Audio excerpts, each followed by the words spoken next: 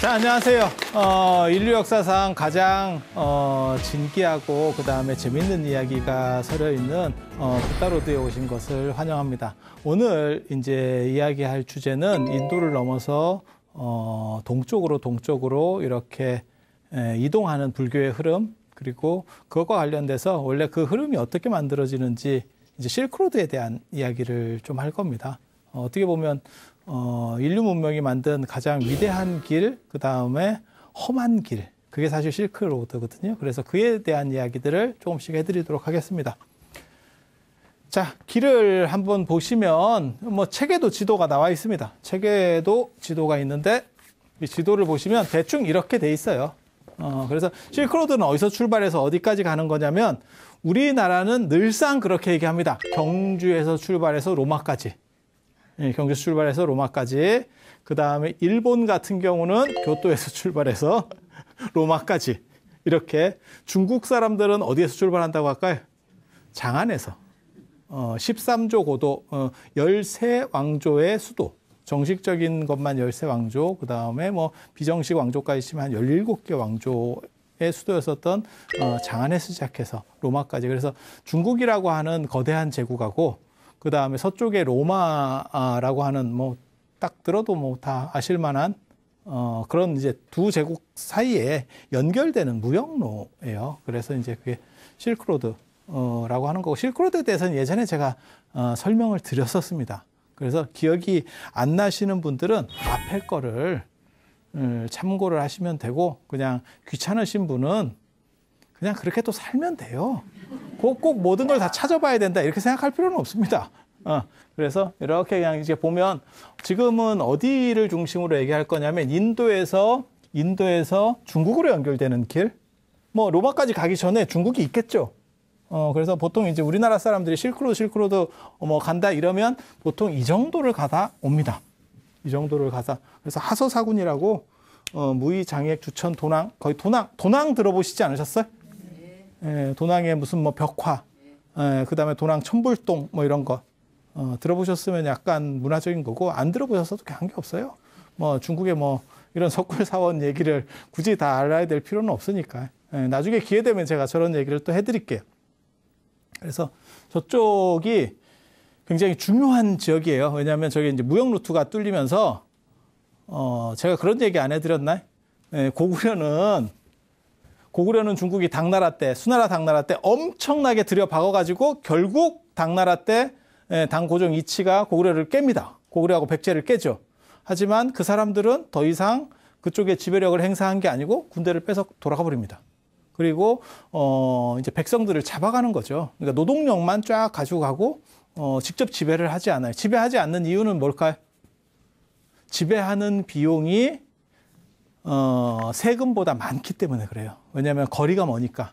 그런데 실크로드는 더 지배 비용이 많이 들어요. 그리고 저기는 이제 유목민하고 관련이 되는 거고. 그래서 그런데도 불구하고 저기는 계속 중국이 안 놓으려고 합니다. 이유는 뭘까요? 돈이 되죠. 지금은 이제 중동이라든지 이런 데가 위치가 많이 약해졌지만 미국에서 셰일 오일이 발견되면서 중동의 위치나 이런 영향력이 많이 떨어졌죠. 예전에는 미국이 세계 최대의 원유 수입국이었거든요. 근데 지금은 최대의 원유 생산국이거든요. 그러니까 이제는 뭐 중동이 별로 아쉬울 게 없죠. 뭐 너네가 뭐 어떻게 하든지 말든지 이렇게 되는 거죠. 그래서 그와 마찬가지예요. 지금 저 실크로드 쪽은 무역들이 계속 움직이는 무역 루트이기 때문에 거기를 장악하고 있으면 엄청난 세금이 들어오는 거예요. 그래서 저쪽에서 이제 많은 문제들이 벌어집니다. 그리고 여기가 중국으로 보면 문명이 열려있는 길이에요. 이쪽으로 갈 수 있으면 참 좋은데 이 길이 히말라야에 막혀 있고, 그 다음에 이쪽에 밀림. 이게 동남아시아예요. 동남아시아 쪽에 밀림. 그래서 미얀마를 통해서, 이쪽이 이제 미얀마거든요. 미얀마 통해서 이렇게 연결하는 루트가 있으면 참 좋은데 이런 게 잘 안 되고, 티베트를 거쳐서 운남으로 내려가는 루트도 있는데, 나중에 루트도 있는데, 그게 이제 차마고도 같은 거죠. 차마고도 혹시 그 다큐 같은 거 보셨어요? 네. 무슨 느낌이 들던가요? 야, 개고생 하는구나.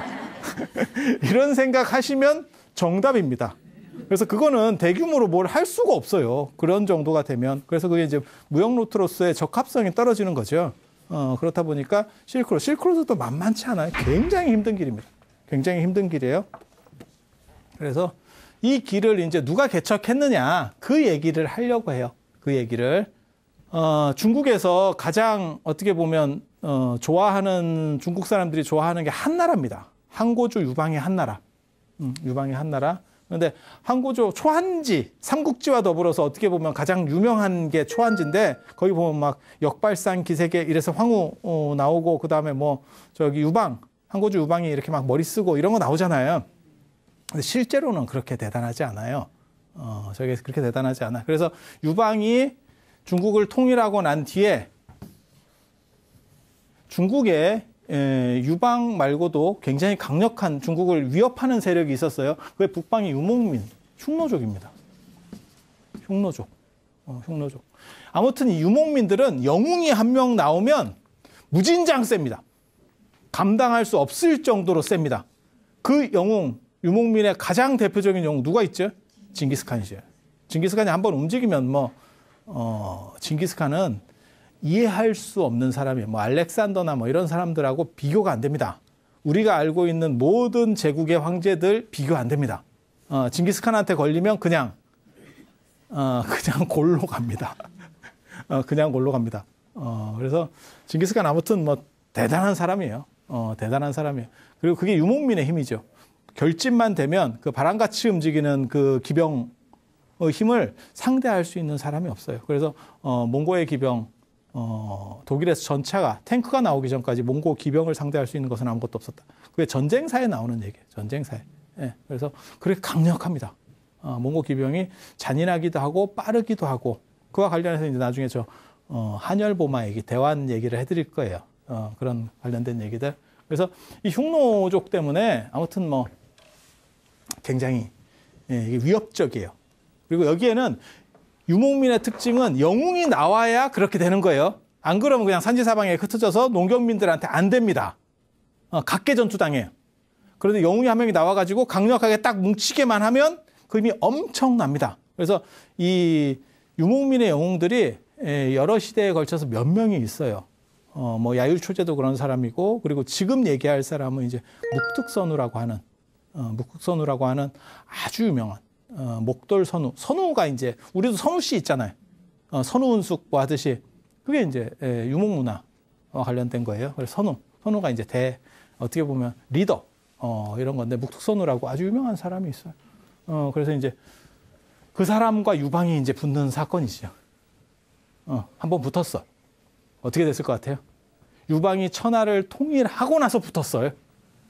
그리고 유방이 통일하고 나서 어떤 사건이 있냐면 나중에 유방이 죽고 나면 유방은 그나마 좀 사람이 괜찮고 이제 여태우라고 하는 당신 부인이 있습니다. 유방 살았을 때 벌써 그 작업을 해요. 그래서 이제 신하들, 개국공신들이 문제가 되거든요. 언제나. 그때 이제 개국공신들을 다 잡아서 죽이죠. 그 대표적인 인물이 그렇게 이제 죽었던 사람이 한신이라고 하는 사람이고, 유방 밑에 딱 두 사람이 중요한 사람입니다. 소하라고 하는 행정가, 그리고 한신이라고 하는 장군이죠, 장군. 이 딱 두 사람. 우리나라 식으로 얘기하면 김춘추, 김유신.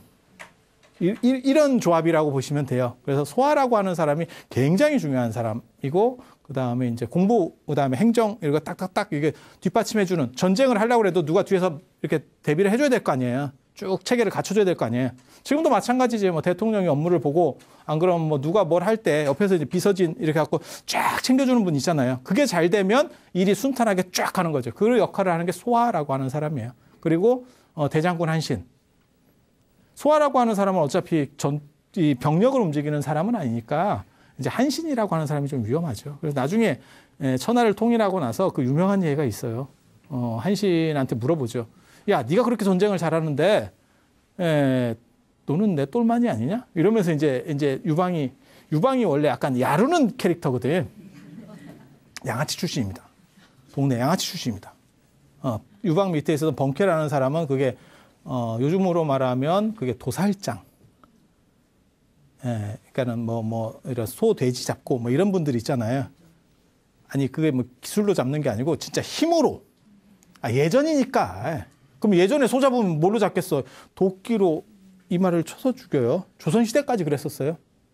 그래서 번쾌라고 하는 그런 약간 백정 같은 스타일의 힘 있는 사람, 장비 같은 캐릭터. 근데 그런 사람들 뭐 다 게임도 안 되고 이 한신이라는 사람은 머리를 가진 전략가의 장군이에요. 그래서 유방이 물어보는 거죠. 너는 도대체 나는 이 군사를 얼마나 거느릴 수 있을 것 같냐? 이랬더니 한 10,000명? 뭐 이렇게 부르는 거예요. 그러니까 이제 유방이 빈정이 상한 거예요. 내가 황제인데 너는 그랬더니 거기서 나온 말이 그 유명한 말입니다. 다다익선. 많으면 많을수록 좋습니다. 그래서 너는 왜 많으면 많을수록 그렇게 대단하냐? 그러면 네가 대장하지 왜 너는 내 밑에 쫄이야? 이랬더니 한신이 얼마나 머리가 좋은지 여기서 나오잖아요. 폐하는 우리 같은 장군 1,000명. 나는 그냥 땅개 10,000명. 그냥 쫄이 그냥 다다익선. 많을수록.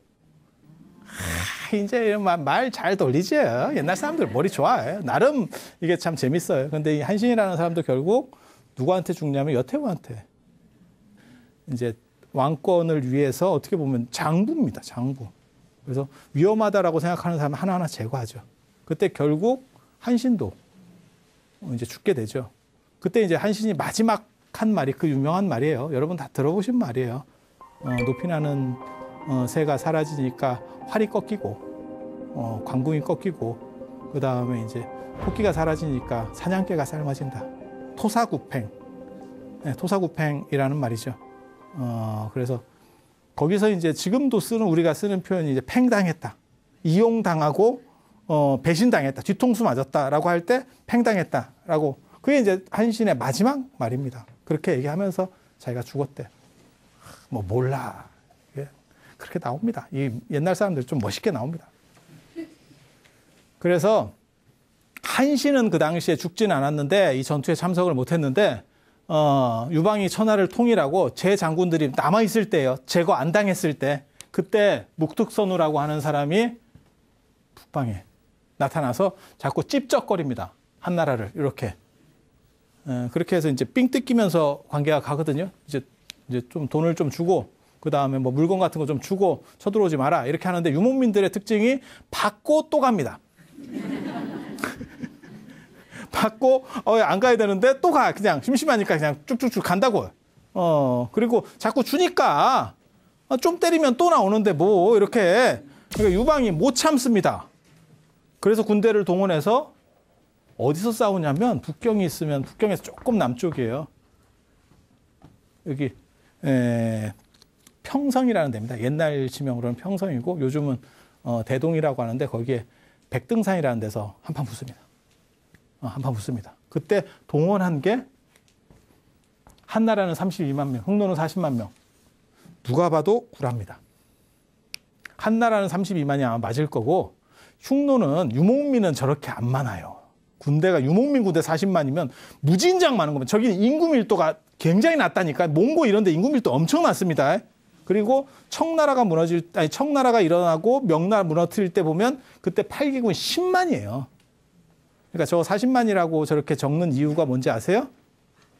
항고주 유방이 결국 깨지거든요. 깨지니까 쪽팔리니까 크게 적어버리는 거예요. 이거는 기술이 부족해서 진 게 아니고 쪽수에 밀렸어. 그 말을 하고 싶은 거예요. 근데 유목민 40만이면 저 한나라 끝났습니다. 완전 끝날 거예요. 그래서 묵특선우라고 하는 대단한 사람이 딱 해가지고 힘 좋게 유방이 치고 나갔죠. 그랬다가 한 방에 꺾이고 그 백등산이라고 하는 데서 성에 잡혀가지고 이렇게 포위당해 있는 거예요. 야, 환장한다. 그리고 유목민들 말 타면서 이렇게 오른쪽으로 도는 문화 있거든요. 자, 굉장히 위협적이에요. 굉장히 위협적이에요. 저거 어떻게 할 수도 없고. 뚫으러 나가면 사람이 안 와.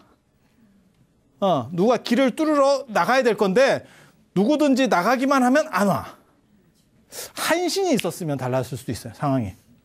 한신은 워낙 이 전략에 뛰어난 사람이기 때문에. 근데 이때 한신이 참석을 안 해요. 그래서 이제 다른 사람들은 뭐 다 깨갱입니다. 그래서 이제 유방이 이런 쓸모없는 것들. 이제 이렇게 얘기가 나오는, 왜냐하면 지가 지금 죽게 생겼잖아. 고립돼가지고. 그때 누가 이제 기가 막힌 얘기를 합니다.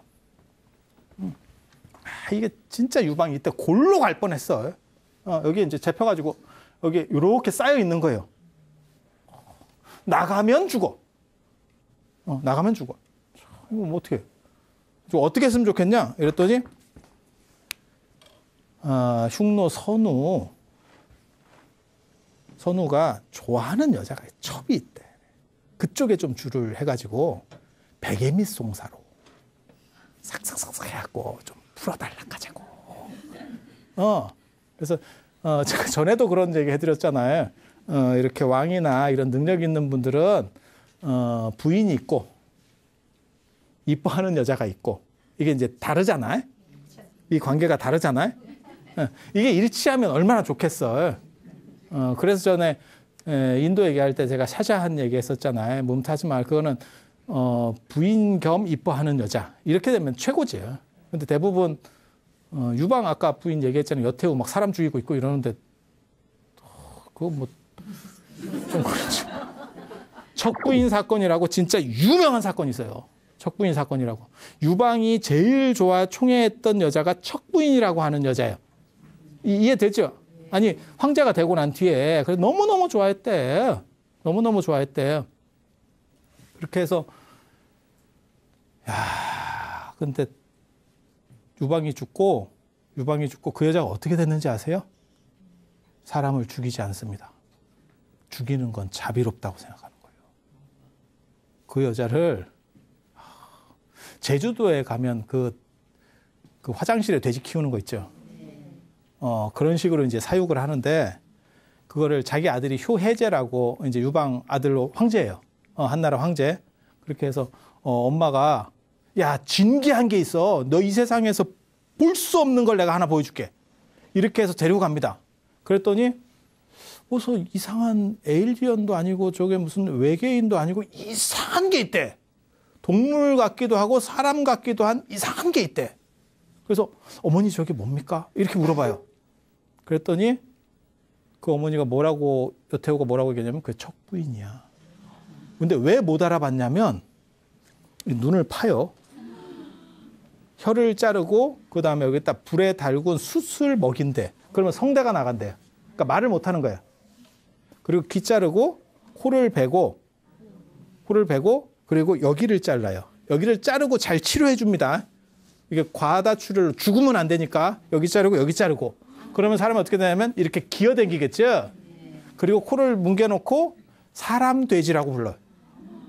사람 돼지. 그래서 그거를 이제 화장실에서 그렇게 이제 싸면 그거 먹고 사는 거야. 그래서 효혜제가 그걸 보고 충격을 받아서 사람이 약간 이렇게 오락가락합니다. 그래서 정사를 잘 못했다는 얘기가 나와요. 왜냐하면 당신은 엄마인데, 그러니까 척부인이라는 여자는 그 당시로 얘기하면 요즘으로 얘기하면 최고 여배우 정도 급의 미모를 가졌겠지. 그러니까 황제가 그렇게 좋아했겠지. 그런데 그거를 사람 돼지로 만들어서 사육을 하고 있는 거야. 그것도 아니 사람이 사람을 죽일 때 분노해가지고 야 쟤 죽여 이런 식으로 해서 죽일 수도 있는 거야. 그 정도는 권력 안에서는 인정될 수 있거든요. 근데 너무너무 잔인하고 오래가는 시스템을 만들어서 괴롭히고 있잖아. 그러니까 우리 어머니가 너무 이런 분인지 몰랐다 해서 어머니에 대한 충격을 받는 거예요. 그 여자에 대한 충격보다도 우리 엄마가 이런 사람이야? 라는 충격을 받아가지고 애가 이렇게 조금 갑니다. 애는 아니고 황제입니다. 애는 아니고 황제. 그런 게 여태우예요. 굉장히 무서운 사람이에요. 그래서 진짜 이렇게 잔인할 수 있나? 그리고 항고주 유방 사후에는 실제로 당신 아들을 얹혀놓고 거의 다 휘두릅니다. 전체를 다 휘둘러요. 그런데 그런 게 본부인이면 정이 가겄어. 그래서 이 묵뚝선우한테도 그런 여자가 있다는 거예요. 그게 실세래. 마누라보다 더 실세래. 예. 베개 밑에서 조진대. 이렇게 하면 막 다 들어준다는 거예요. 막 급할 때 이렇게 막 얘기하니까 그래 이러면서 다 들어준다는. 그래서 저거 좀 빼달라고 이렇게 얘기했더니 그 여자도 굉장히 재밌어요. 너네 나라가 말이야, 한나라가 전에 보니까 묵특선우 부인한테, 본부인한테, 그러니까 본부인이 있고 첩이 있는 거지. 본부인이 있고 첩이 있는 거야. 본부인한테 흰색 여우 가죽옷을 선물로 줬는데, 그러니까 그때는 한나라가 전쟁을 피하고 싶었다니까요. 그래서 삥 뜯기고 있을 때 잘해보자고 그 여우 가죽옷을 준 거야. 백려시 가죽옷을 준 거야. 그걸 준 거야. 그러니까 최고, 그 당시 중국에서도 굉장히 중요한 물건이에요. 저걸 줬어. 그런데 그러니까 이게 뭐냐면 누가 실세인지도 모르고 준 거요. 당연히 왕비니까 저쪽인갑지 이러고 줬지. 하지만 이 왕비는 한물 갔지. 완전히 라인을 잘못한 거예요. 근데 저 첩이 그게 마음에 들었는가 봐. 그 소문을 듣고 그게 마음에 들었는가 봐요. 그래서 어떻게 얘기하냐면 그 흰 여우 가지고 나도 갖고 싶은데 이렇게 얘기해요. 그러니까 그거 주면 내가 어떻게 해볼게 이 얘기예요. 아이러니하게도 그 흰 여우 가죽 옷이 중국 전체를 통틀어서 한 벌 있었어요. 근데 그게 본부인한테 들어가 있어. 이거 어떡하냐. 그리고 그거 이게 굉장히 재밌는 얘기인데요. 흰 여우 가죽이 도대체 뭔지를 궁금한 거예요. 저도 그런 기록을 보면서 야 도대체 흰 여우가 백여우 뭐 구미호 가죽인가? 이게 존재하나? 아니 그렇잖아요. 그렇게 해서 흰 여우가 뭘까 도대체 정체가? 여우가 오래돼서 늙은 여우? 그래서 흰머리가 난 거예요? 이렇게? 그러면 가죽이 윤기가 없고 이렇게 푸석푸석하지 않을까? 마치 여러분처럼? 어때요? 아니면 돌연변이거나 돌연변이어가지고 이렇게 백사처럼 이렇게 돌연변이들이 있거든요. 색소가 잘 안 돼가지고 결국 이게 장애인이지. 그런데 뭐라고 나오냐면 아니 그냥 기록에 나오는 거예요. 저도 몰라요. 저도 모르는데 동물 가죽 중에서 동물 털 중에서 제일 부드러운 게 겨털이래요. 사람하고 달라서 겨드랑이 털. 겨드랑이 털. 여러분들이 쓸모없다고 밀어버리는 그 겨드랑이 털이 동물 중에서는 제일 부드러운 거예요. 아니, 실제로 저도 그걸 읽고 제가 개나 고양이를 계속 이렇게 털을 만져보고 다 하고 겨드랑이에 넣어보면 겨드랑이 털이 제일 부드러워요. 맞아요. 해보세요. 해봐. 그러면 제일 부드러워. 그러니까 사람하고 뭔가 좀 달라요. 사람하고는 다릅니다. 그래서 그 겨털이 있는데 여우 겨털을 헤비적거리면 흰 털이 두어 개씩 박혀 있대요. 그걸 모은 게 흰 여우 가죽 옷이에요. 이거 굉장히 아니 그렇대요. 기록에 그렇게 나와. 나 진짜 그렇게 했는지 나도 모르겠어요. 기록에 그렇게 나와. 이걸 찾고 찾으니까 그래서 여우한테 야 너 손 들어봐. 그럼 손을 들면 여기서 두어 개씩 뽑고 이래가지고 저걸 한 벌을 만들었대요. 근데 이렇게 여우가 손 들고 있진 않겠지. 그러니까 그걸 수많은 여우를 잡았다는 얘기잖아요. 그렇게 해서 이제 만든 거잖아요. 지금 굉장히 신기한 얘기예요. 그래서 하루아침에 구할 수도 없어. 그러니까는 저거 어떻게 하냐 이러니까 유방 밑에 유방이 약간 양아치 계열인데 사람 꼴을 잘 봅니다. 황후하고 유방하고 큰 차이거든요. 유방은 이게 무슨 뭐 대단한 사람은 아니지만 이 사람한테 뭐 권리를 부여할 때 바로 준대요. 근데 황후는 뭐라고 나오냐면 저 사람한테 관리 뭐 임명을 하려고 그러면 너 오늘부터 대장군이야 그러면 그 패를 주는데 그 패가 다 닳도록 만지작거리고 있대. 주기 아까운 거야. 저 시켜야 되나 말아야 되나 시켜야 되나 말아야 되나. 그런데 유방은 딱 하면 그냥 잊어버리는 사람이에요. 이게 이제 어떻게 보면 리더의 자격이라는 거거든. 그런 것 때문에 황후가 결국 졌다는 거예요. 왜냐하면 줘도 받는 사람 입장에서 고마운지를 잘 모르겠는 거야.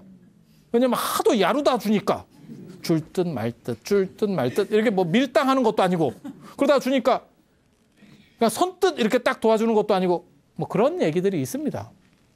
그래서 유방이 사람 꼴을 많이 보니까 저 백등산에 같이 간 사람 중에 도둑이 있어요. 사람들이 아무 쓸모가 없다고 생각해. 야 도둑놈이 뭔 쓸모가 있냐? 저런 놈들까지도 우리가 받아줘야 되냐? 라고 했는데 그 도둑이 뭐라고 그러냐면 제가 가서 훔쳐오겠습니다. 이거 굉장히 재밌어요. 제가 나를 내보내만 주면, 그러니까 떼거리로는 못 나가도 몇 명은 나갈 수 있거든. 그러니까 치고 나갔을 때 몇 명만 싹 빠져버리는 거예요. 그런 식으로 내보내만 주면 내가 가서 훔쳐올게요. 이렇게 얘기해. 그래서 뭐 어떻게 하냐면 본부인한테 가서 그걸 훔쳐옵니다. 근데 본부인은 명품이 너무 많아가지고 잊어버린지를 몰라요. 그리고 그거를 다시 첩한테 줘요. 그래서 이건 새 물건입니다. 이렇게 하고 줘서 풀어줘요. 그래서 첩이 얘기하니까 여기 포위망을 약간 열어줍니다. 그러니까 거기서 유방이 자기 편 몇 명하고 쫙 빠져나가서 결국 도망가서 다시는 북쪽으로 안 나온다는 거예요. 나가면 죽어. 나가면 죽어. 그래서 한나라 초기에 유방 죽고 나서 여태후가 이제 실권자고 여태후가 그렇게 이제 잔인하게 정치를 하는데도 공포 정치를 하는데 북방 흉노가 형입니다. 국서에 그렇게 나와요. 국서에 형. 한나라가 동생이에요. 동생. 그리고 흉노 선우가 성희롱 발언을 합니다. 국서에 여태후한테. 여태후한테 뭐라고 하냐면 이제 남편이 죽었잖아. 그러니까 혼자 외롭지 않냐. 이런 식을 국서에다 씁니다. 이런 깜짝 놀랄 만한. 그래서 여태후가 그걸 보고 뚜껑이 날아가요. 이건 도저히 참을 수 없다. 그렇게 해서 군대를 일으켜야겠다라고 했더니 다른 사람들이 동시에 신하들이 싹 말립니다. 선왕께서 살아계실 때도 우리가 개박살이 났는데 이거는 지금 상대가 안 됩니다. 나가면 안 됩니다. 그래서 참고 있었던 게 저 흉노예요. 굉장히 강력하죠. 그래서 저런 수모를 당하고 있었던 게 사실 한나라예요. 한나라. 그래서 이제 저게 이제 한나라가 어느 정도 안정이 되고 힘을 쓰기 시작하는 게 무제 때입니다. 무제 때.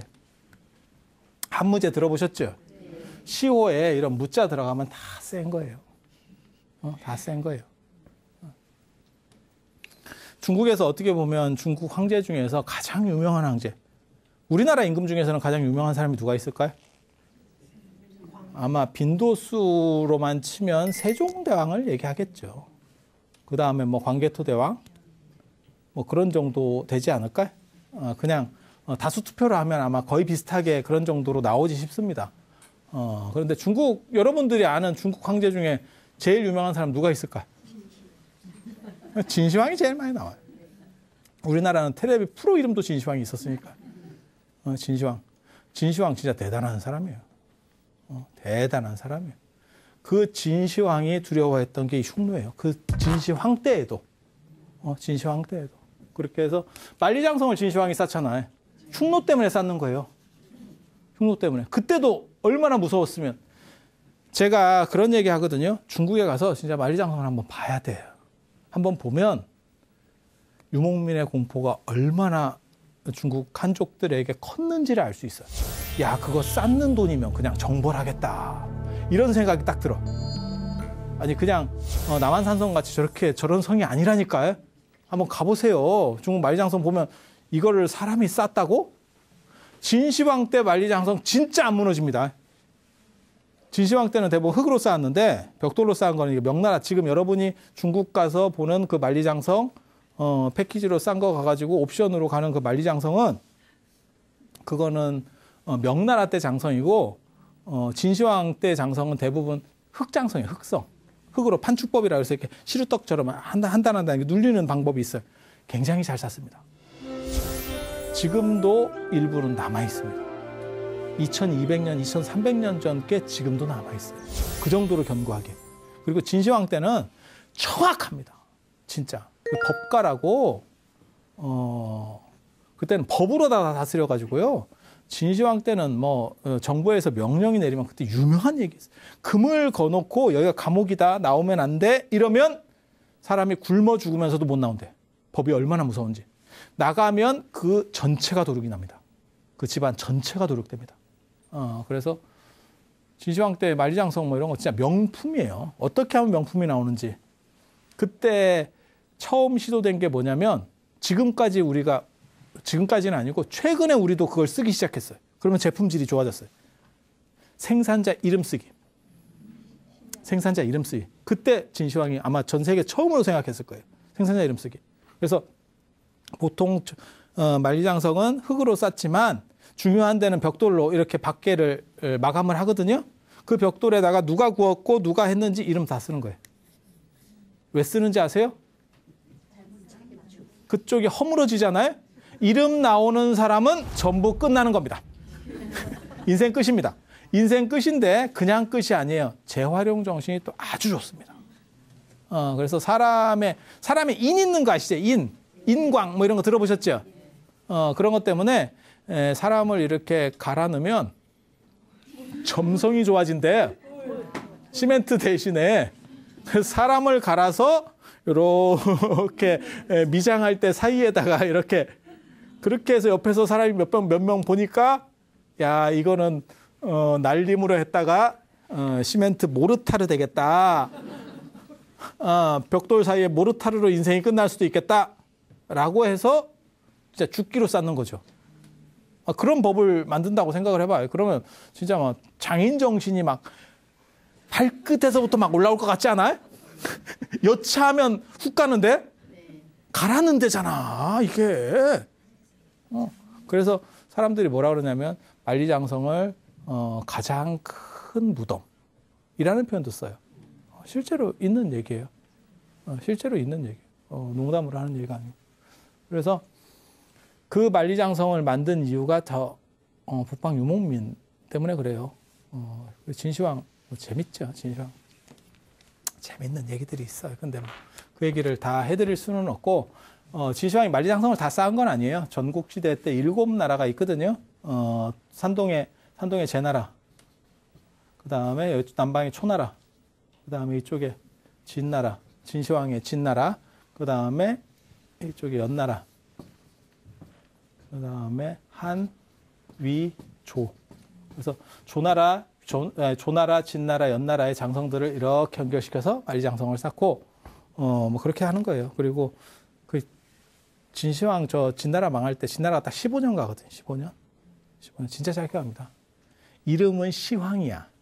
시황이 뭐냐면 1번 시작, 황제의 시작. 황제라는 이름이 진시황이 만든 겁니다. 네, 진시황이 만든 거예요. 원래는 삼황오제라는 게 있어요. 삼황오제라는 게 있어요. 그게 이제 태호 복희 씨, 그 다음에 신농 씨, 여화 씨 이런 거 들어보셨어요? 복희 씨가 뭐 한 분이냐면 주역, 우리 태극기 같은 그거 만든 그린 사람. 그게 이제 복희 씨고 여화 씨라고 하는 사람은 그 복희 동생이에요. 여자예요. 그리고 이제 신농 씨 같은 경우는 의학, 신농본초경 뭐 이런 거 한예서에도 그런 게 있는데 그래서 의학의 신이에요. 일종의 신은 아니고 뭐 인간인데 그래서 그런 거 있고 뭐 추경이 들어갈 때도 있고 추경이라고 아세요? 추경 수인 씨, 추경 씨 들어보셨어요? 그게 이제 불의 신이에요. 어떻게 보면 불의 신.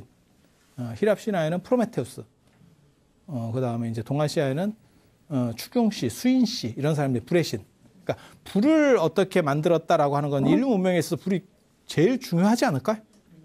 인류 문명 발달사에서 불이라는 건 굉장히 중요하죠.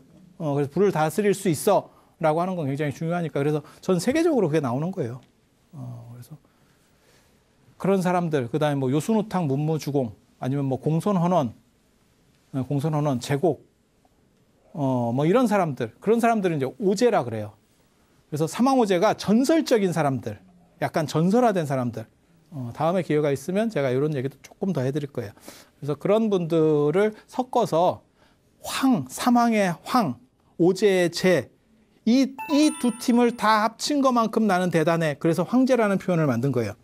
그리고 나부터 우리는 자손만대로 계속 내려갈 왕조이기 때문에 내가 1번이야. 1번을 시라 그러는 거야. 시작.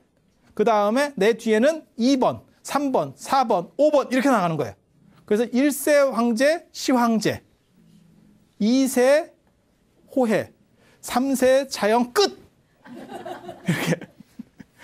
참 원대한 계획을 세웠는데 아이러니하게도 15년 만에. 근데 거기서 세운 그 구조는 지금까지 내려와요. 저기서 이제 중요한 게 9년제. 그 다음에 황제라는 표현, 우리가 다 지금도 쓰고 있는 표현이잖아요. 그러니까 시황제가 만든 거예요.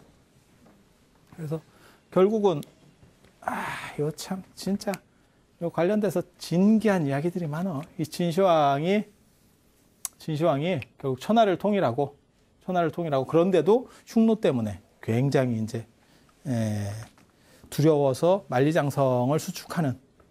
그리고 진시황이 만리장성 수축하는데 뭐 기가 막힌 예가 있어요. 무슨 예가 있냐면 점을 봤는데 저 때만 해도 옛날이고 점이 제가 그 얘기 전에도 잠깐 해드린 것 같은데 분서갱유 사건 때 점선은 과학서로 분류됩니다. 그 시절에는 점이 과학입니다. 침대만 과학이 아니고 점도 과학일 때가 있었어요. 지금은 점을 과학이라고 생각하는 사람 지금은 없고 그때는 의학, 그다음에 과학 이런 서적들은 다 예외로 놨었거든요. 그래서 점이 과학서예요. 그래서 그때 이제 그 과학을 봤죠. 우리 왕조가 어떻게 될까? 그랬더니 호 때문에 망한대. 호 때문에. 점괘가 참 용해요. 진짜 과학인갑다 싶어. 야, 이거 진짜 과학 아닌가? 저희 호자가 무슨 호자인지 아세요? 오랑캐 호자예요. 그래서 제가 이 호자하고 양자 얘기 전에도 잠깐 해드린 것 같은데 이게 큰바다 양자 뭐 이렇게 이게 다 외국에서 들어올 때 그래서 호가 들어가면 호떡, 호추 뭐 이게 호주머니 뭐 이러면 다 내륙을 통해서 이쪽으로 들어오는 게 호자가 들어요. 앞에 호박 뭐 그렇게. 그다음에 양자는 물 건너 들어온 거. 우리나라는 이제 물 건너서 들어오는 거. 그래서 예전에 우리 지금은 그런 표현 안 쓰는데 야, 그 물 건너온 물건이다. 뭐 이런 저희 어렸을 때만 하더라도 워낙 귀해서 잿물도 우리 잿물이 있고 양잿물, 양배추, 양상추 뭐 다 양자 들어가면 그렇게. 그래서 물 건너온 문명, 문화를 저 양자를 써요. 그래서 이것 때문에 망한대. 이게 지금 여기를 얘기하는 거거든요. 그러니까 큰일 났다 싶어서 만리장성을 이렇게 쫙 수축했다는 거잖아요. 원래 있는 장성에다가 더 이제 보태고 강화하고 이렇게 하는 거죠. 엄청나요. 저때 이제 50만 대군을 이끌고 몽염이 가 있었다는 얘기가 있어요. 그 만리장성을 수축도 하고 그 다음에 관리도 하고 저걸 막아내기 위해서 아주 유명한 장군입니다. 몽염 못 들어봤죠? 지금 들어봐요. 덜 유명해서 그래요. 몽염이라고 하는 사람이 몽염 조필이라고 그 유명한 사자성어가 있습니다. 몽염이 붓을 만들다. 몽염이 붓을 만들었다고 알려진 사람이에요. 물론 거짓말입니다. 왜냐하면 몽염보다도 시대가 앞선 붓 유물이 있기 때문에. 그런데 몽염이 그냥 보통 이제 몽염이 붓 만들었다. 이렇게 나오면 몽염이 그거를 일반화시켰다는 뜻하고 이해하시면 돼요. 그러니까 처음 개발한 건 아니고 그러니까 대중화시킨 거예요. 체륜이라고 하는 사람이 종이를 만들었다. 한나라 때 내시 체륜이 종이를 만들었다. 이런 얘기 들어보셨을 거예요. 그 체륜이라는 사람이 종이를 최초로 만든 사람이 아니고 일반화시켜요. 기술을 개발해가지고 이렇게 대중화시켜요. 그래서 이 몽염이라고 하는 사람이 실제로 이제 만리장성을 지키는데 나중에 결국 저 사람이 죽어요. 그때 기가 막힌 얘기를 하면서 죽는다. 저런 사람도 있을까 싶은. 저는 예전에 그 사마천 사기 읽으면서 야, 나도 저렇게 살 수 있을까? 윤동주 서시 같은 얘기가 나와요. 저 육국을 통일하면서 이 7나라 중에서 전국 7홍 중에서 동쪽에 있는 6나라를 다 이제 먹어 들어가는 거거든요. 이 사람이 다 전쟁을 한 거예요. 수십 년에 걸쳐서 이 장군이 대장군으로서. 그런데 얼마나 많은 사람을 죽이고 어떤 사건들이 있었겠 전쟁터잖아. 별일이 다 있었겠지. 근데 이 사람이 죽으면서 뭐라고 얘기하냐면 굉장히 억울하게 죽어요. 다음 시간에 제가 그 얘기를 잠깐만 해드릴게요. 그냥 억울하게 죽는데 죽으면서 뭐라고 그러냐면 내가 지금까지 살면서 마음에 꺼리낄 게 없다. 야, 이게 가능한가? 여러분은 어때요? 지금 이렇게 내가 죽는다고 생각했을 때 나는 진짜 부끄러운 게 만큼도 없다. 나는 다 공심으로 처리했다고 생각이 된다. 이게 되나요? 이거 굉장히 어려운 일입니다. 스스로한테 그렇게 죽어가면서 그렇게 얘기하는 거야. 나는 세상에 내가 살면서 부끄러운 일이 없다. 윤동주야. 이거 하늘으로서 한 점 부끄러움. 단! 이러면서 한 가지 이제 점을 찍는다고. 단!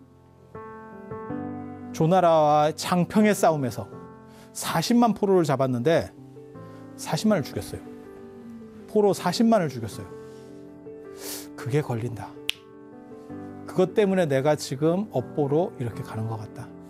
나는 평생 부끄러운 일을 해본 적이 없는데 그 일이 마음에 걸릴 뿐이다. 하지만 그것도 내가 죽이고 싶어서 죽인 게 아니고 그때 그 40만을 포로를 먹일 수가 없어. 포로가 너무 많으니까 40만이 들어오니까 40만을 먹여줘야 될 거 아니야. 못 먹여주면 무슨 일이 벌어지냐면 다시 반란이 일어납니다. 그 포로들이. 아니 몇십만도 아니고 놀랍지 않아? 2200년 전에 40만이라니까. 그래서 이 사람이 작전상 무슨 판단을 했냐면 전부 날렸다는 거예요. 그것 때문에 내가 죽는 것 같다. 이러면서 죽어요. 이거 좀 멋있지 않나? 아까 한신 얘기는 약간 원망하면서 내가 토사구팽 당하는구나. 도끼가 사라지니 사냥개가 삶아지는구나. 이러면서 약간 원망하고 죽고, 이 사람은 내가 그래도 떳떳하게 살았다고 했지만 내가 어쩔 수 없는 실수가 결국 그게 나에게 이런 재앙을 주는 것 같다. 이러면서 탁 죽는 뭐 이런 이야기들이 있어요. 이런 진귀한 이야기 어디서 듣겠어요? 어디서 듣겠어요? 어디서 듣기는 다음 시간에 여기서 또 들을 수 있어요.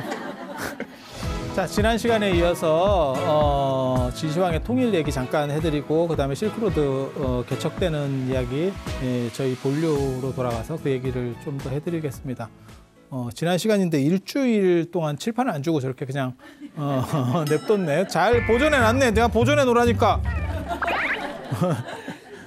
그래서 여기를 보면 이 호 때문에 망한다라는 그 점괘를 듣고 진시황이 이걸 굉장히 이렇게 축조에서 쌓았다는 거예요. 축조에서 공을 들여서. 그런데 알고 보니까 거기에서, 그리고 여기에 이제 모든 군대를 다 집중시켜 놓고, 전방이니까, 최전방이니까 집중시켜 놓고, 거기에 이제 몽염이라고 하는 장군 50만 대군을 거느리고, 대단하지. 50만 대군을 거느리고 딱 있고, 진시황한테 부소라고 하는 아들이 있어요. 아들이 굉장히 정직하대요. 정직하고 사람이 괜찮대요. 저 아들이 왕이 됐으면, 황제가 됐으면 진나라가 상황이 바뀌었을 수도 있어요. 그런데 여기에 그 당시 실권자가 누구냐면 이사라고 하는 사람이 있습니다. 이사 한비자 이런 얘기 들어보셨어요? 이사. 이 같은 선생 문화예요. 누구 제자냐면 순자 제자입니다. 대통령 부인 아니고요. 맹자 순자 할 때 그 성악설 뭐 들어보셨죠? 나중에 이 얘기는 또 해드릴 거예요. 왜냐하면 성선설 성악설 얘기가 정리가 돼야 중국 불교가 이해가 쉬워요. 중국 불교의 논점이 사실은 선진시대 때 저 성론, 성악, 성선 이렇게 그걸 성론이라고 합니다. 인성론 이렇게 얘기하거든요. 거기에서 이제 대부분 나오기 때문에 저 얘기는 한번 더 할 거예요. 그래서 순자는 예의적인 사람이에요. 그러니까 예를 중시한 사람, 각 잡는 거 좋아하고 이렇게. 그래서 순자는 원래 당대에 떴었던 사람이고. 그래서 그런 얘기 들어보셨을 거예요. 그 교과서에 나오는 얘기입니다. 중학교 교과서인가. 공자는 인, 그 다음에 맹자는 의, 내적인 의 이렇게 의로움, 그 다음에 순자는 예. 그리고 유교의 원래 핵심은 그런 예예요. 그래서 순자가 정통이고 맹자는 이제 조금 별 볼 일 없는 사람입니다. 그래서 저 순자가 참 아이러니한 거를 한 거예요. 자자가 들어가는 게 이게 선생이라는 뜻이거든요. 이런 말 너무 하면 또 딴 데로 삼천포로 새는데 이게 자자가 큰 선생이라는 뜻이거든요. 그래서 성씨를 붙여서 자라고 하면 그 공씨 중에 큰 선생님, 그럼 공자. 맹씨 중에 큰 선생님, 그럼 맹자. 이렇게 나가는 거예요. 근데 자라고 불리는 사람 중에 13놈은 상태가 아니야 라고 꼽은 게 있어요. 비십이자 편. 비십이자. 얘네는 자가 아니야. 쉽게 말해서 이게 얘네가 지금 구라야, 구라. 그냥 이름은 떴지만 실제로는 걔네는 쓸모 있는 놈이 아니야. 약장수야 라고 말한 사람 중에 공자의 손자인 자사가 있고 맹자가 있습니다. 맹자가 있습니다. 저게 이제 인생을 바꾸는 사건이에요. 순자가 세니까 맹자는 저거는 사쿠라야 이래버렸거든. 그러니까 순자가 셀 때는 어떤 일이 벌어지겠어요?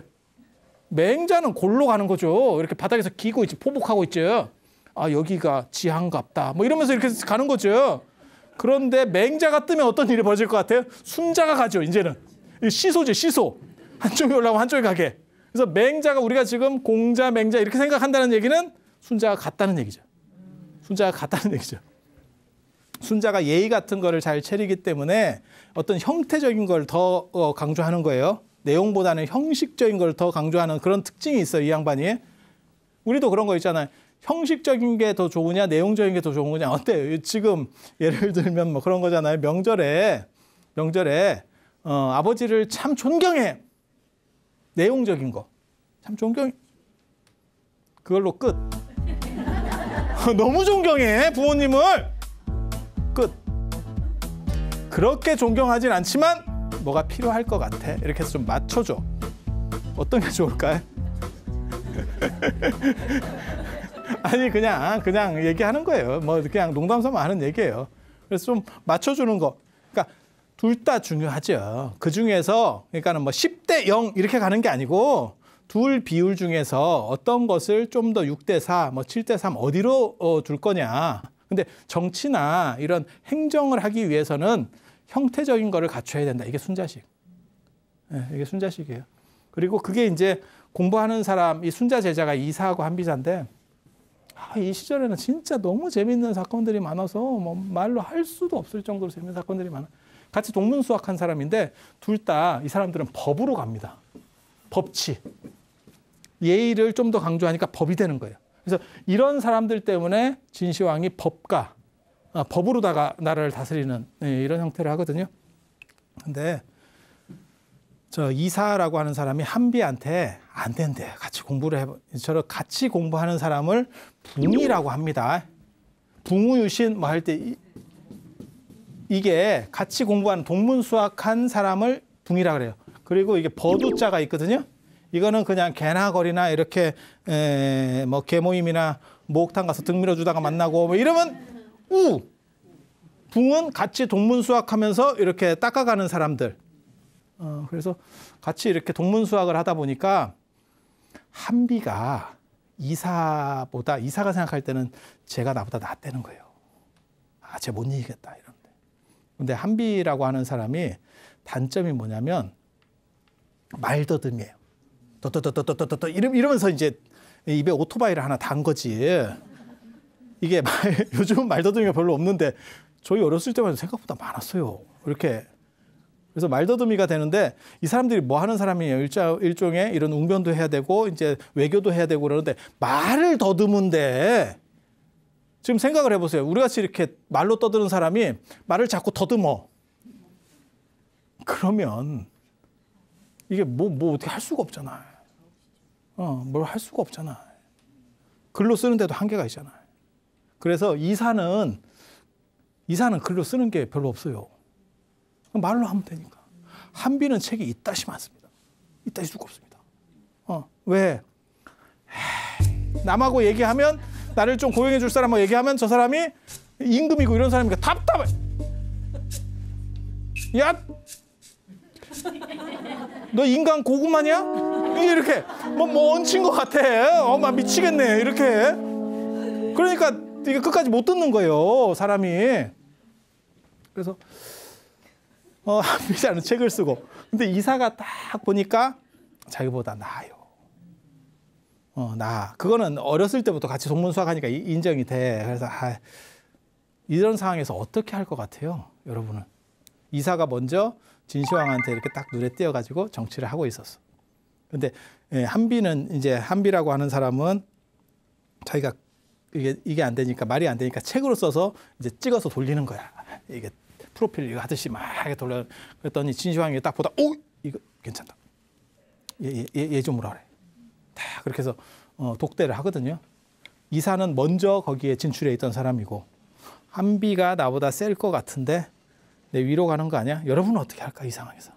그냥 친구를 이렇게 추천해서도 올려줘야 될까? 예? 씹을까? 이게 성격 나오는 거예요. 성격 나오는 거예요. 저거 씹어. 나랑 이미 나는 여기 들어와 있던 사람이니까 사람들 알잖아. 막 이미지 안 좋게 막 씹어놓을까? 저거 어떻게 할까? 근데 진짜 이사도 머리가 굉장히 좋은 사람이에요. 저런 거 보면 현생보라고 하는 걸 이제 나중에 알게 되는데 이사가 뭐라 그랬냐면 진시황이 그렇게 감탄하니까 저 사람 대단한 사람이다 이렇게 얘기해줘. 대단한 사람이다. 그런데 한비는 한나라 그 당시에 여기 한나라가 있거든요. 여기 한나라가 있는데 이 한나라의 종실이에요. 그러니까 한나라의 어떻게 보면 왕손 왕실 사람이야. 왕실 사람. 그러니까 그 사람이 진나라 밑으로 온들 진나라가 동쪽으로 한나라를 쳐들어가면 한나라 편을 들겠습니까? 진나라 편을 들겠습니까? 이렇게. 좀 이게 그러니까 쓰고는 싶은데 그 말도 좀 맞잖아. 그 말도 맞잖아. 그러니까 그럼 못 쓰겠네. 그러면 그냥 보내도록 해. 이렇게 했어. 그랬더니 이사가 또 한마디를 뭐라고 하냐면 능력이 저렇게 출중한데 돌려보내면 오히려 위험하지 않을까? 야, 이거 진짜 죽인다. 그러면 우리가 위험하지 않을까요? 이렇게. 진시황이 어떻게 했을 것 같아요? 죽입니다. 참, 결국은 적은 가까이 있는 거예요. 친구가. 이와 똑같은 사건이 또 있어요. 이 직전에도 있었어. 이 직전에도 있었어. 이거보다 조금 시대가 앞서는 귀곡 선생이라고 들어봤어요? 귀곡자라고? 들어봤어요? 귀곡산장밖에 생각 안 나지? 옛날에 이용렬 나오던 거 귀곡. 그때 이 귀곡 선생이라는 사람이 있는데 그 사람이 도대체 뭐 하는 사람인지를 모르겠는데 그 사람 제자가 굉장히 대단한 사람들이 있어요. 그러니까 순자도 이렇게 명망이 나는 게 이런 제자들이 큰 제자들이 있기 때문에 그렇고 그 귀곡 선생도 귀곡자라고 하는 사람 밑에 소진장이라는 사람이 있고 손빈이라고 하는 이게 분위기가 왜 이래요? 아무도 처음 들어보는 유명한 사람이에요. 이렇게 했는데 얼굴 표정이 그런 사람이 있었어? 이거 노래 부르는 소진 걔 아니야? 뭐 이렇게 소진, 장의, 손빈, 방연 이게 4대 제자예요. 굉장히 대단한 사람이에요. 굉장히 대단한 사람. 이 두 사람은 책략가, 합종연행 할 때 이 사람들이 나오는 거고 이 손빈, 방연이라고 하는 사람은 병법. 손빈이 누구냐면 손자병법. 아니에요. 손자병법 쓴 사람은 손무고 짝퉁이에요. 짝퉁. 손무 후손이래. 그래서 손빈병법이라고 있어요. 손빈병법이라고 있어요. 저 사람도 이제 둘이서 저렇게 넷이서 같이 공부를 하는데 이게 친구들 관계 진짜 이게 어떤 때는 적이 되고 어떤 때는 같이 동반자가 되고 막 이래요. 이게 진짜 어떻게 한 끗 차이로 바뀌는 거야 인생이. 참 그거 보면 방연이라고 하는 사람이 이게 이 손빈이 쓴 책이 손빈병법이라는 게 있습니다. 손자병법 같이 있어요, 진짜. 그래서 병법의 아주 달인이에요. 이 사람도 병법을 굉장히 잘하는 사람이고 병법. 그래서 막 술책을 쓰고 막 이런 거에 기가 막힌 사람이에요. 근데 방연이라는 사람이 여기 위나라, 이쪽에 위나라에서 이제 등용이 된 거예요. 근데 친구를 딱 보니까 저 손빈한테 안 돼. 자기 친구한테 안 돼. 저놈이 적국으로 가면 나 못 이겨. 이사하고 한비 사건하고 똑같죠. 어떻게 했을 것 같아요? 어떻게 했을 것 같아요? 사부작사부작 해가지고 정강이를 꺾어버려요. 모함을 해가지고 여기를 꺾어. 여기가 양쪽이 꺾이니까 사람이 이제 지금은 이렇게 부러져도 붙이면 되잖아. 근데 예전에는 이게 후유증이 남아서요. 올바로 걸어 다니기가 힘들어요. 이제 휠체어지. 인생 휠체어. 그러면 전략가라도 휠체어 타고 무슨 전략을 해. 그냥 생각을 해도 이게 잘 안 되잖아요. 그러니까 이제 그래도 뭐 친구니까 죽이진 않고 이렇게 해서 그런 형벌을 빈형이라 그래요. 예전에. 이름이. 그래서 손빈이에요. 손빈은 제 나라 쪽에서 이제 나중에 등용이 되고 이제 두 나라가 전쟁을 안 해요. 전쟁을 해요. 그러니까 이 방연이 얘는 장애가 있으니까 결국은 움직이는 게 어렵잖아요. 근데 기가 막힌 행동을 합니다. 손빈하고 딱 붙으니까 손빈이 군대를 퇴각하면서 솥숟가락을 줄여요. 그러니까 예를 들어서 뭐 솥을 1000개를 썼어. 그러니까는 아궁리. 그러니까 예전에는 야전에서 밥을 해 먹으니까 그 아궁리 자국을 가지고 군사수를 쉬거든. 그러니까 저 방연의 위나라 군대가 쫓아가니까 손빈이 도망을 가면서 솥수를 줄여요. 계속. 그 얘기는 뭐냐면 군사가 줄었다 이렇게 보이는 거예요. 그러니까 머리를 쓰는 거지. 점점 줄여. 그래놓고 매복을 딱 하고 나중에 어떻게 하냐면 손빈이 이 사람이 올 정도 거리를 딱 계산을 해가지고 거기 나무에다가 나무 껍질을 벗겼대. 껍질을 벗기면 속이 하얗게 나오죠. 거기다 뭐라고 썼냐면 여기서 방연이 죽는다. 방연 돼졌다. 딱 이랬어. 야, 그리고 빠져요. 그럼 뭐라고 얘기하냐면 사람들을 매복시키고 여기에 분명 횃불이 뜰 것이다. 횃불이 뜨면 쇠뇌를 쏜다. 활을 쏜다. 일제히 활을 쏜다. 방연이 쫓아가다가 나무가 흰 나무가 있는 거야. 거기만. 그리고 이렇게 보니까 뭐 있는 것 같기도 하고 없는 것 같기도 하고 야, 불 켜봐. 이 굉장히 재밌는 사건이에요. 그러니까 서로 친구끼리 심리를 정확하게 아는 거지. 얘는 분명히 이 정도 위치까지 올 거야. 그리고 여기서 궁금해서 결국은 불을 킬 거야. 이놈은. 불을 켜니까 불 켜면 쏘라겠거든. 그래서 군대가 또 뒤집어지는 사건이 벌어져요. 그래서 이게 굉장히 유명한 사건이 그때 방연이 죽으면서 뭐라고 했다는지 아세요? 나 죽는 게 억울한 게 아니고 저놈의 이름을 떨쳐주는 게 억울해. 나 때문에 제가 뜨는 게 내가 진짜 짜증난다. 이러면 죽어요. 그 뒤에 이제 원기가 되면 더 재밌는데. 친구 관계가 진짜 뭔가 싶을 정도로 소진과 장이라는 사람도 친구예요. 다 저게 귀국 선생 제자라니까. 소진이라는 사람이 진짜 멋있는 사람이거든. 나 저런 사람 또 저렇게 인생을 사는 사람이 있나 싶을 정도로 진짜 진귀한 사람이에요. 얘기 한번 들어봐요. 저 소진이라는 사람이 어떻게 살아? 이런 얘기 자꾸 하면 진도에서 좀 안 나가는데 이 진귀한 얘기예요.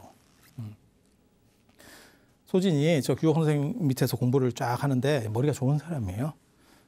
그런데 이제 방학해가지고 집으로 왔대. 근데 형네 집이에요. 형네 집. 그런데 형수가 뭐라 그랬냐면 도련님이 책을 보고 있으니까 나락을 쭉 널어놓고 예전에 이렇게 나락을 말렸잖아요. 습도를. 요즘은 공장에 사니까 그런데 예전에는 이렇게 우리 다녀보면 길에도 이렇게 쫙 해서 시골에 이렇게 추수 때 이렇게 말리고 그랬었잖아요. 안 그러면 썩으니까. 다 아시잖아요. 그죠?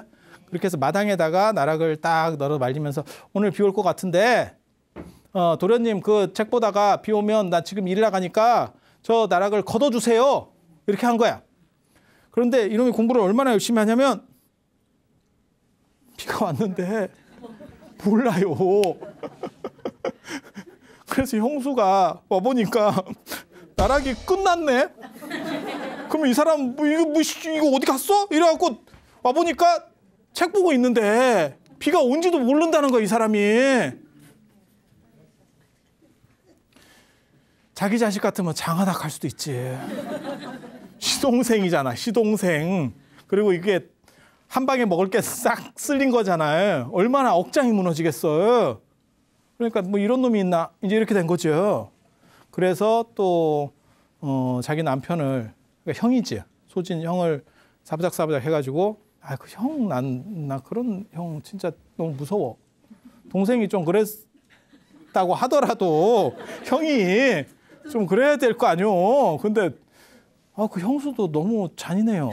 뭐라고 하냐면 저 시동생은 쓸모가 없으니까 밥을 주지 맙시다. 그래가지고 이불을 뒤집어 쓰고 형하고 형수만 밥을 먹어. 그래갖고 소진이 나중에 밥때 안 됐어요? 밥을 이렇게 먹어야 될 건데 그러면 우리 밥 다 먹었는데? 이런 식으로 나오는 거야. 그러니까 백수에다가 형네 집에 얹혀 사는데 그런 걸 들으니까 이제 억장이 무너지죠. 얼마나 그렇게 해서 슬프겠어. 그래서 소진이 뭐라고 얘기하냐면 내가 이런 공부를 계속 했으면 대성했을 건데 지금 이 상황이 이렇지 않으니까 내가 특이한 술법을 배우겠다. 그게 뭔지 아세요? 독심술이에요. 술법을 배웁니다. 사람의 마음을 읽어. 그런데 그때 어떤 일이 벌어지고 있었냐면 진나라가 확 팽창을 하고 있어요. 그러니까 소진이 여기 6나라가 있거든요. 초나라, 제나라, 한나라, 위나라, 조나라, 연나라. 이거 6국이에요. 전체는 7나라고. 근데 진나라가 워낙 세니까 이 나라들이 이래갖고는 안 되겠는데? 이래가지고 연합을 합니다. 유럽연합 맺듯이 이렇게. 이해가 되죠? 근데 이 연합이 되냐? 안 돼요. 근데 소진이 저거를 가서 설득을 합니다. 그게 합종책이에요. 합종책. 연합을 경고하게 하는. 그래서 소진이 어떻게 되냐면 사람이 독심술을 쓰니까 이 왕이 무슨 생각을 가지는지를 아는 거야. 그래서 6국의 재상이 돼요. 6나라의 동시재상, 유엔 사무총장 같은 걸 하는 거야. 여기서 소진이 형네 집에 갑니다. 형네 집에 갑니다. 그랬더니 형수가 도련님 오셨냐고. 이 도련님이 그 도련님이 아니잖아. 지금 도련님하고 그때는 이 밥충 같은 도련님이었고 지금은 6국의 재상이야. 한 나라의 재상도 대단한 건데 왕은 어차피 필요되는 거니까 못 올라가잖아요. 일반인이 올라갈 수가 없잖아요. 그거는. 그러니까 6국의 동시 재상이니까 왕만큼이나 힘을 쓸 수 있잖아요. 그렇게 해서 참 문제가 벌어지죠. 그때 여러분이 다 아시는 얘기입니다. 이게. 그때 이제 형수가 막 이렇게 해서 상을 크게 차려주니까 당신이 밥 달라고 할 때는 이불 속에 들어가서 먹고 너무 생각해도 너무 추접어. 보복치고는 너무 좀 그런 거예요. 그리고 형이 거기에 동조했다는 게 더 짜증나고 그래도 형이 그 정도는 하면 안 되는 거 아니에요? 인간적으로. 근데 소진이라는 사람이 참 재밌어요. 거기서 여러분 다 들어본 얘기입니다. 여기서부터 이제 들어본 얘기. 그러니까는 소진이 밥을 먹은 게 아니고 자기 옷에다 음식을 끼웠는데잖아. 들어봤죠? 이런 얘기 한번. 그러니까 형수가 뭐 하는 겁니까 도련님? 왜 밥을 이렇게 귀한 음식을 옷에다 끼웠습니까? 그랬더니 형수님이 대하는 거는 나를 대하는 게 아니고 내 위치를 대하는 거 아닙니까? 이렇게 해서 한번 씹어주고 이 사람은 화통한 사람이에요. 그 뒤끝으로 뭐 괴롭히는 게 아니고 그리고 한번 털고 잘해줬다는. 그러니까 이게 이 사람 성격이 굉장히 좀 재밌습니다. 재밌어서 넘어서는 안 될 걸 넘어요. 나중에 왕비랑 바람이 나. 그래서 부관 잠시 당한다니까. 부관 잠시 당. 인생 참 어떻게 보면 로맨티스트처럼 산 거야. 아마 진기한 인생을 살아. 그리고 그 친구 장이라는 사람도 머리가 굉장히 좋은 사람이거든요. 장이라는 사람이 저 사람도 이제 형편이 어려울 때는 이제 약간 이렇게 뭐랄까 할까 권력자들 집에 가서 이렇게 이제 참석하고 머리 내밀고 이러면 눈도장 찍고 그러다가 이제 머리 좋으면 참모로 이렇게 딱 들어가면서 승진을 하는 거거든요. 그래서 초나라 재상한테 이렇게 가서 이렇게 했는데 하필 그렇게 빌빌거리고 댕기고 있었는데 이제 나 좀 써달라고 이제 이렇게 빌빌거리고 댕기고 있었는데 잔치상에서 구슬을 잊어버렸대. 구슬 같은 걸 잊어버렸대. 좋은 구슬, 싼 거 말고 좋은 거.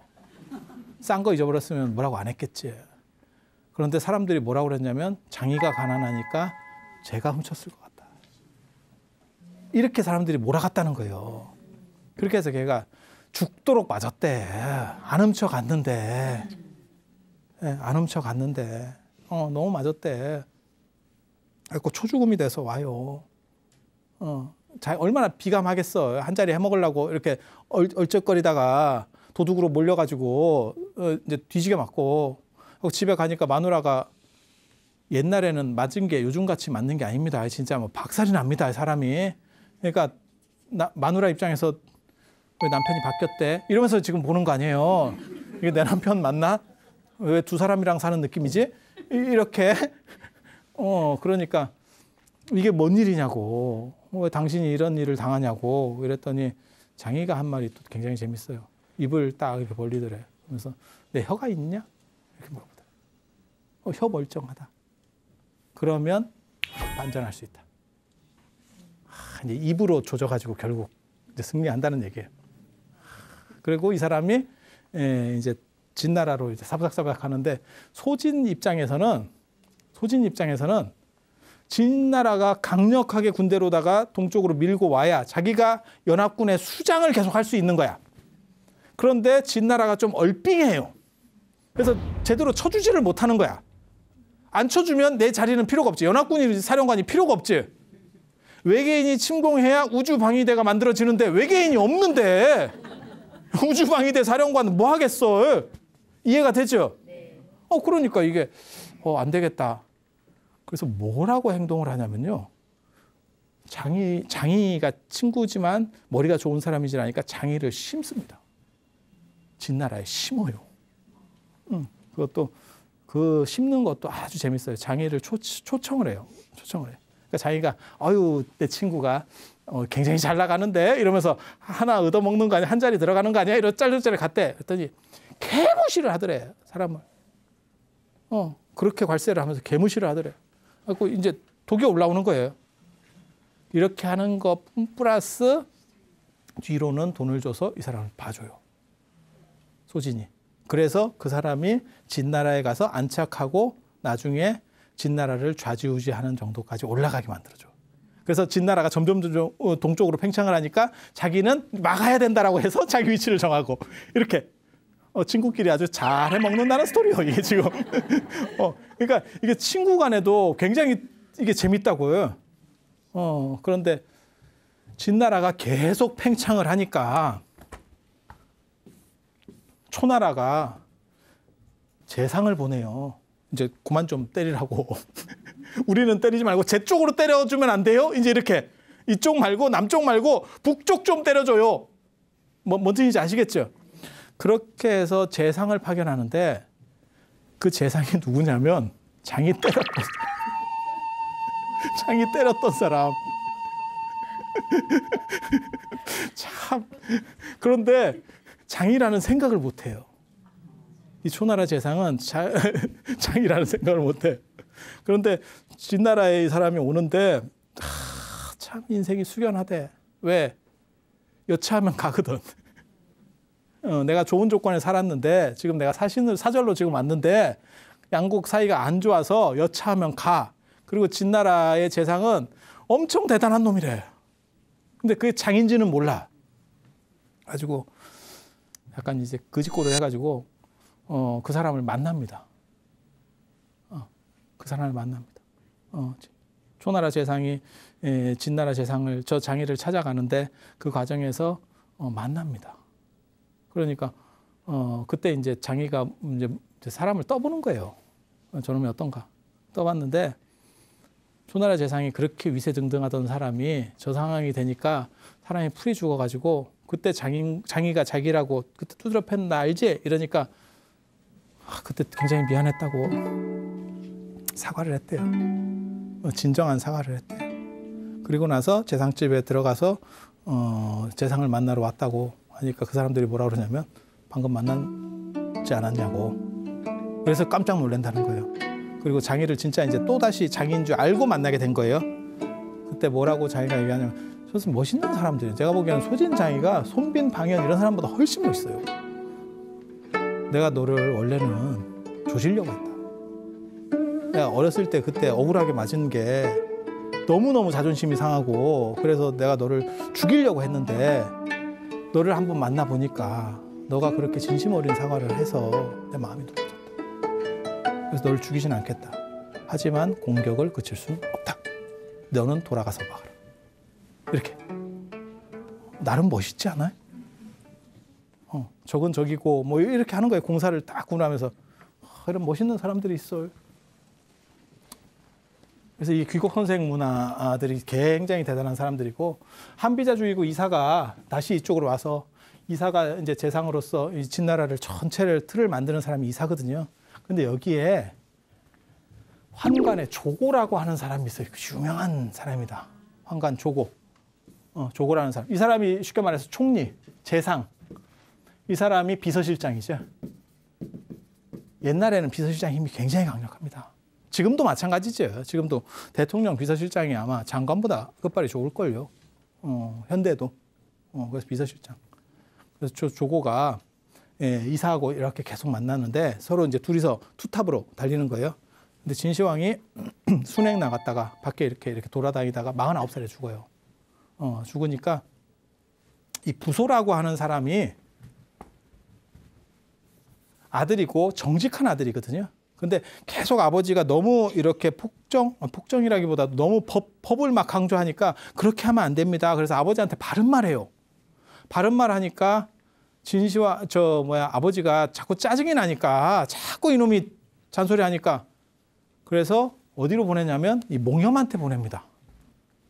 그러면 너 저기 가서 저 전쟁하는 거나 상황도 좀 보고, 여기에 보낸다는 게 좌천은 아니에요. 물론 좀 상태가 안 좋아진 거 하지만, 왜냐면 예전에는 군사권 있는 데 보낸다는 거는 그건 좋은 겁니다. 그래서 몽염하고 잘 친해서 경륜을 좀 쌓아. 이렇게 해서 보냈는데 그 상황에서 진시황이 죽어요. 그리고 저 아들이, 거기에 아들이 좀 얼삥한 아들이 하나 있어. 같은 종자가 아닌가 봐. 그게 호해라는 애인데, 진시황이 죽으니까 이사가 진시황이 붕어했다라는 걸 밝히고 부소를 맞아오려고 해요. 부소를 맞아오려고 해. 부소를 맞아서 이제 2대 황제를 세우겠다. 이렇게 하니까 조고가 손을 딱 잡고, 지금 너랑 나랑 둘만 아는데 그렇게 생각할 일이 아닌 것 같다. 조금만 생각을 더 해보자.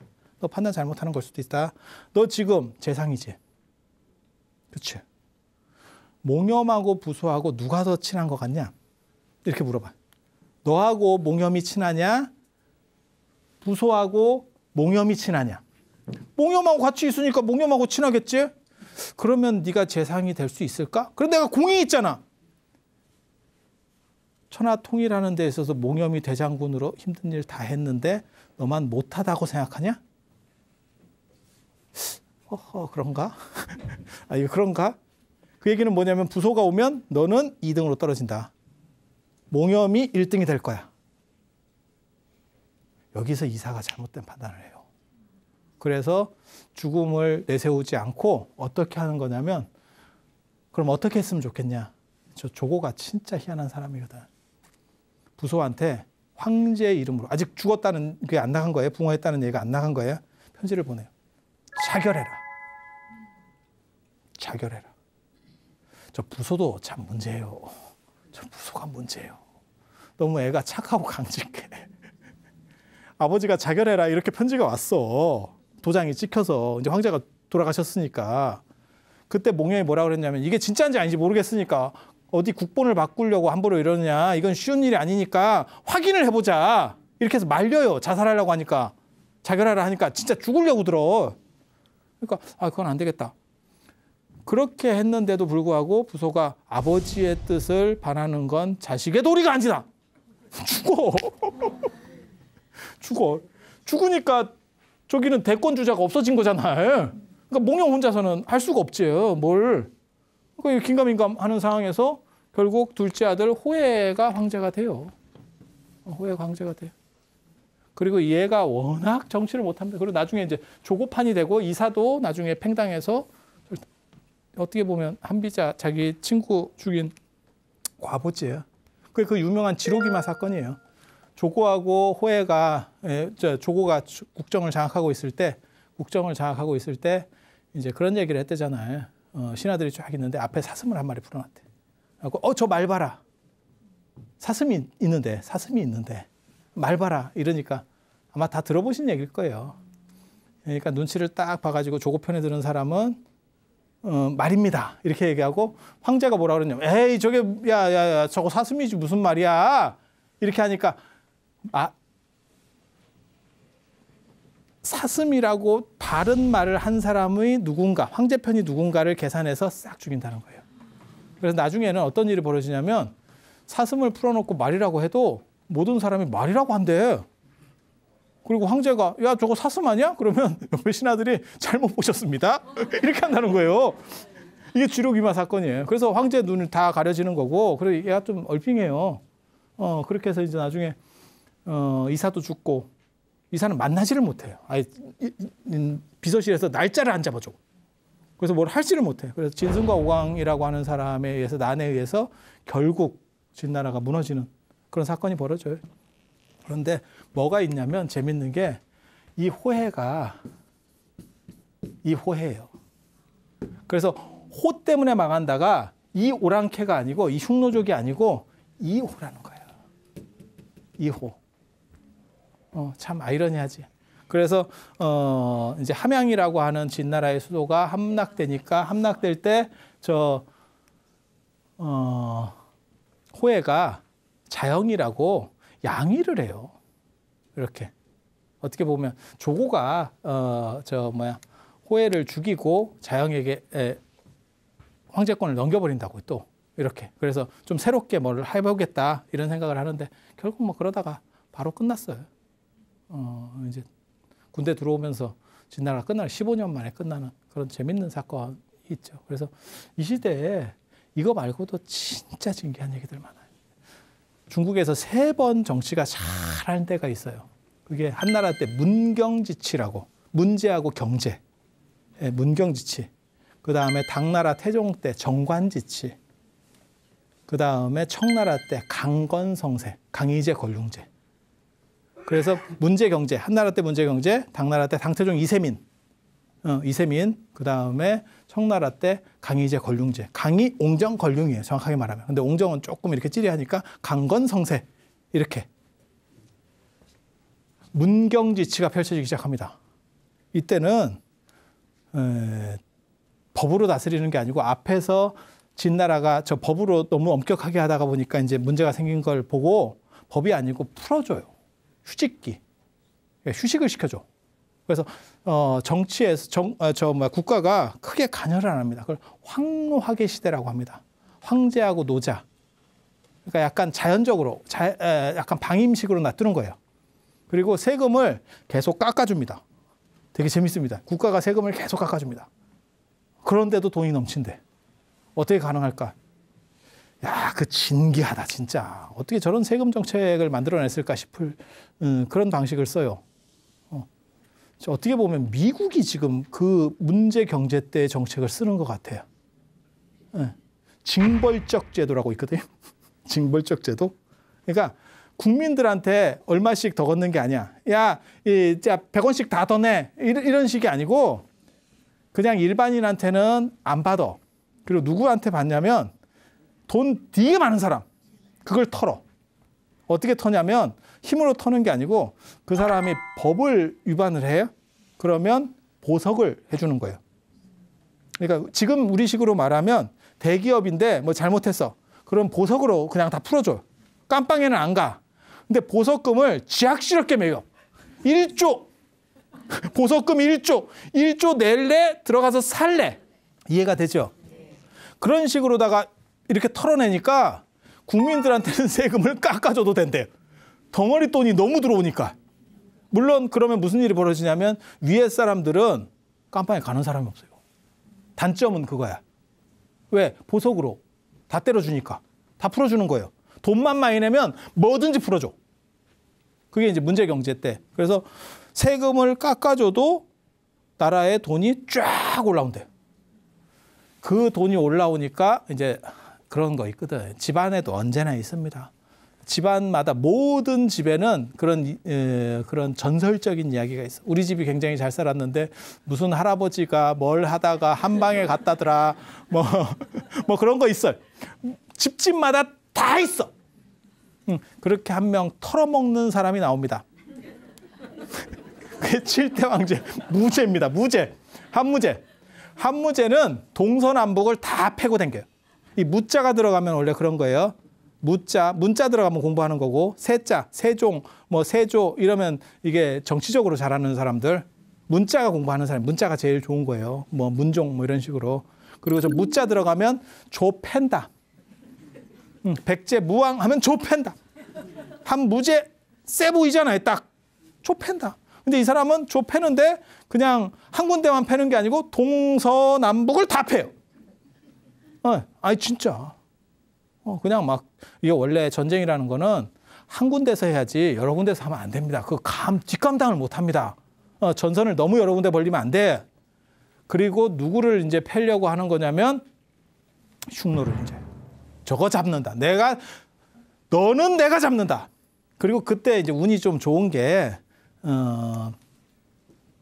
흉노에 그렇게 운이 없었어요. 한 명이 딱 튀는 사람이 나오면, 묵투선호 같은 사람이 나오면 모르는데 그게 또 약간 또 이게 운때가 좋아.